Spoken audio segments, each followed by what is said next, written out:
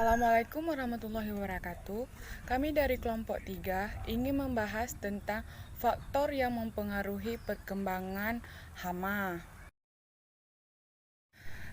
Kelompok kami beranggotakan saya sendiri sebagai moderator, Nadi Ainina, Aisyah Makfirah, Iradi Fika, Tommy Usita, Fauzi Maulana Akbar, Mira Delvia, dan Nora Julita. Baiklah kawan-kawan, apa sih itu hama? Jadi di sini saya ingin menjelaskan tentang hama. Hama adalah semua binatang yang mengganggu dan merusak tanaman yang diusahakan oleh manusia. Hama dalam arti luas adalah semua organisme atau binatang yang karena aktivitas hidupnya merusak tanaman sehingga menimbulkan kerugian ekonomi manusia. Assalamualaikum warahmatullahi wabarakatuh. Baiklah, saya akan melanjutkan presentasi dari teman saya. Pada slide ini saya akan menjelaskan tentang golongan hama yang terbagi menjadi 4. Yang pertama itu ada serangga. Serangga adalah binatang kecil yang memiliki kaki beruas-ruas, bernafas dengan sistem trakea. Tubuh dan kepalanya berkulit keras. Contoh serangga yang menyerang tanaman budidaya adalah belalang, kutu, wereng, kumbang, dan lain sebagainya. Yang kedua itu ada mamalia. Mamalia adalah makhluk yang memiliki tulang belakang yang tubuhnya ditutupi oleh rambut. Mamalia adalah binatang menyusui. Yang betina memiliki kelenjar mamae atau air susu yang tumbuh baik. Binatang dari golongan mamalia yang merusak tanaman adalah kelelawar, tupai, musang, tikus, kera, dan lain sebagainya. Yang ketiga itu adalah Aves. Aves tubuhnya ditutupi kulit dan berbulu, mempunyai paruh serta kakinya bersisik. Anggota bagian depannya berupa sayap yang digunakan untuk terbang.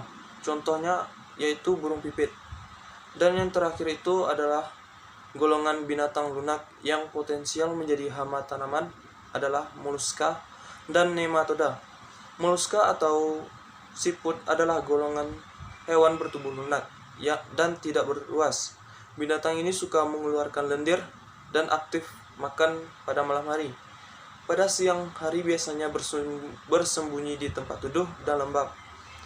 Nematoda adalah jenis cacing yang berukuran kecil dan umumnya berbentuk silinder atau silindris. Golongan nematoda ini sering ditemukan pada tempat-tempat atau habitat yang basah.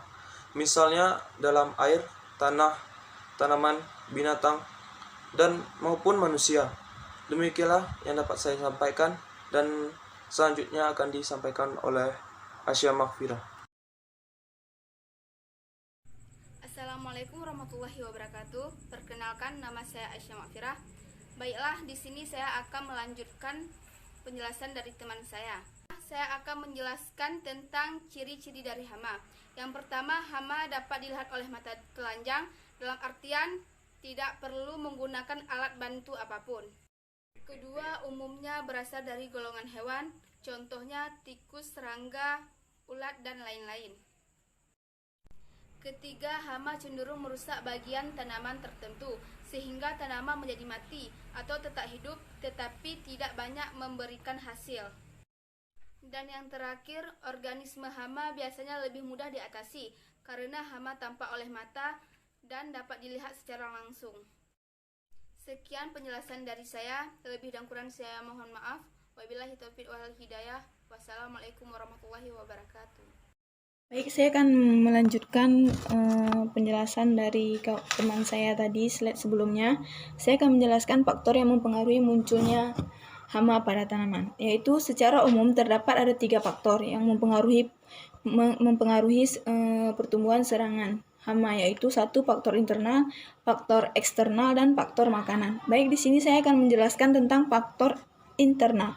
Faktor internal adalah kemampuan berkembang biak akan menentukan tinggi rendahnya populasi hama. Apabila ditelusuri lebih lanjut, kemampuan berkembang biak baik itu tergantung pada kecepatan berkembang biak dan perbandingan seks ratio serangan hama.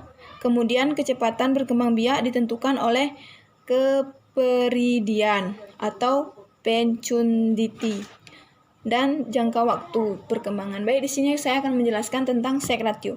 Sek ratio yaitu serangan hama umumnya berkembang biak melalui perkawinan, walaupun ada beberapa spesies tertentu yang menghasilkan keturunannya tanpa melalui perubahan pembuahan atau pembuahan telurnya yang disebut parthenogenesis. Baik, yang kedua saya akan menjelaskan tentang keperidian. Keperidian adalah kemampuan individu betina yang menghasilkan telur. Serangga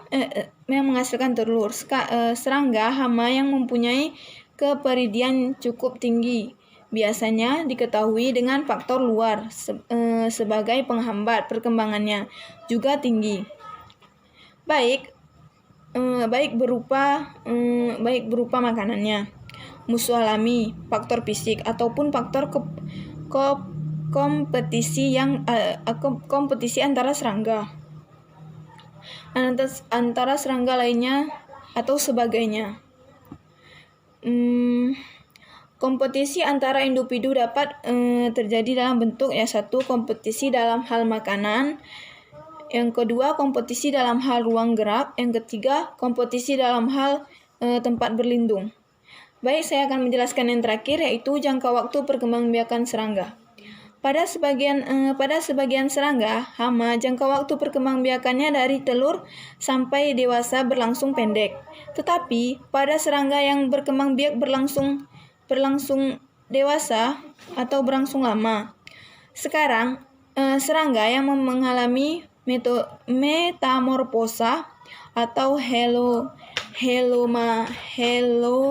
holometabola perkembangan serangga dimulai dari telur, larva, pupa, atau kepompong dewasa.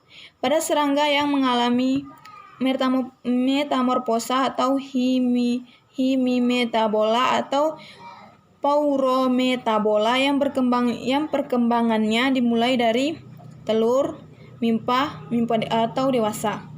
Kualitas makanan akan berpengaruh kepada pertumbuhan seperti dicontohkan pada serangga Daesinus peperis yang diberi makanan buah lada dari varietas Navar, mempunyai bobot tubuh yang lebih besar daripada serangga yang lainnya. Kemudian ada serangga yang siklus hidupnya beberapa hari atau sampai 1 bulan. Baik, terima kasih penjelasan dari saya. Assalamualaikum warahmatullahi wabarakatuh. Baik, assalamualaikum warahmatullahi wabarakatuh. Saya akan coba menjelaskan tentang faktor eksternal yang mempengaruhi perkembangbiakan hama, yaitu ada 2 faktor abiotik dan faktor biotik. Di sini saya akan coba menjelaskan tentang faktor abiotiknya, yaitu yang pertama ada suhu atau temperatur. Setiap spesies serangga mempunyai jangkauan suhu masing-masing, di mana ia dapat hidup. Dan pada umumnya, jangkauan suhu yang efektif adalah suhu yang minimum. Serangga memiliki kisaran suhu tertentu untuk kehidupannya. Di luar kisaran suhu tersebut, serangga dapat mengalami kematian. Nah, umumnya suhu yang efektif adalah 15 derajat Celcius, yaitu suhu yang minimum. 25 derajat Celcius yaitu suhu yang optimum, dan 45 derajat Celcius yaitu suhu yang maksimum. Nah, pada suhu yang optimum, kemampuan serangga untuk melahirkan keturunan akan besar, dan kematian mortalitas sebelum batas umur akan sedikit. Yang kedua, kelembaban udara. Kelembaban udara mempengaruhi kehidupan serangga langsung maupun tidak langsung. Nah, secara umum, kelembaban udara dapat mempengaruhi pembiakan, pertumbuhan, perkembangan, dan keaktifan serangga baik langsung maupun tidak langsung. Bagi serangga, pada umumnya kisaran toleransi terhadap kelembaban udara yang optimum terletak di dalam titik maksimum 73 sampai 100%. Yang ketiga ada cahaya. warna, dan bau. Cahaya adalah faktor ekologi yang besar pengaruhnya bagi serangga, di antaranya lamanya hidup, cara bertelur, dan berubahnya arah terbang. Banyak jenis serangga yang memiliki reaksi positif terhadap cahaya dan tertarik oleh suatu warna, misalnya oleh warna kuning atau hijau. Nah, beberapa jenis serangga di antaranya mempunyai ketertarikan tersendiri terhadap suatu warna dan bau. Misalnya terhadap warna-warna bunga, akan tetapi ada juga yang tidak menyukai bau tertentu. Yang keempat, ada angin.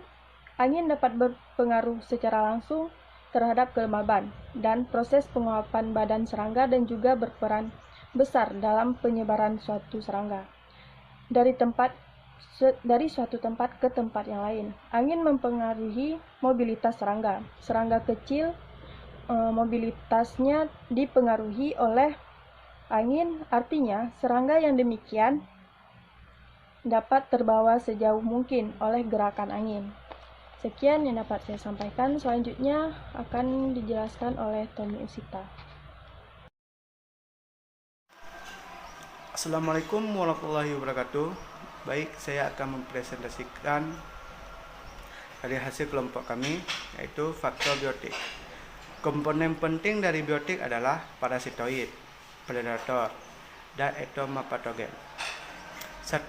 Parasitoid adalah yang berkurang kecil dan mempunyai waktu pengembangan lebih pendek dari inangnya, dengan cara menumpang hidup pada atau di dalam tubuh serangga hama. 2. Predator, yaitu binatang atau serangga yang memangsa binatang atau serangga lain. Predator adalah serangga atau hewan lain yang memakan serangga hama secara langsung. 3. Entomopatogen dapat menimbulkan penyakit meliputi cenderawasih, bakteri, virus, nematoda, atau hewan mikro lainnya yang dapat mempengaruhi kehidupan serangga hama. Baik, cuma itu yang bisa saya presentasikan. Assalamualaikum warahmatullahi wabarakatuh. Saya Mira Delvia. Baiklah, di sini saya akan melanjutkan penjelasan dari teman saya, yaitu tentang faktor makanan. Jadi, saya ingin menjelaskan bahwa faktor makanan sangat penting bagi kehidupan serangga hama. Keberadaan faktor makanan dapat dipengaruhi oleh suhu, kelembapan, curah hujan, dan juga tindakan manusia. Hubungan faktor makanan dengan populasi serangga bisa disebut hubungan bertautan padat. Oleh karena itu, faktor makanan dapat digunakan untuk menekan populasi serangga hama. Baiklah, terima kasih. Baiklah, sekian materi pembahasan dari kelompok kami tentang faktor yang mempengaruhi perkembangan hama. Saya akhiri, wassalamualaikum warahmatullahi wabarakatuh.